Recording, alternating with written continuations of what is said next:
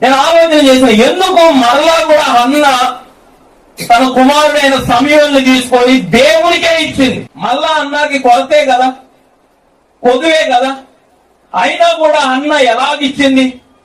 దేవుని ప్రియులారా, ఒక ఆలోచన ఉదయకాలం చేస్తే, ఈరోజు చాలా మంది ఆలోచన ఏంటంటే, దేవుని ప్రియులారా, దేవునికి ఇస్తే కొరత అనుకుంటాం. మనం చాలాసార్లు దేవునికి ఇస్తే కొరత అనుకుంటాం. అమ్మా, అన్ని విషయాల్లో, చాలా విషయాల్లో దేవునికి ఇస్తే మనం కొరత అనుకుంటాం.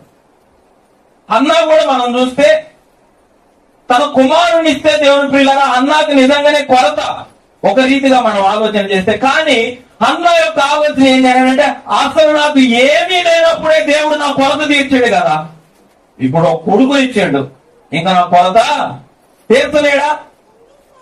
అసలు అవమానంతో ఉన్నప్పుడే దేవుడు నన్ను హెచ్చించాడు కదా, నిందలతో ఉన్నప్పుడే దేవుడు నా పరిస్థితిని మార్చిండు కదా.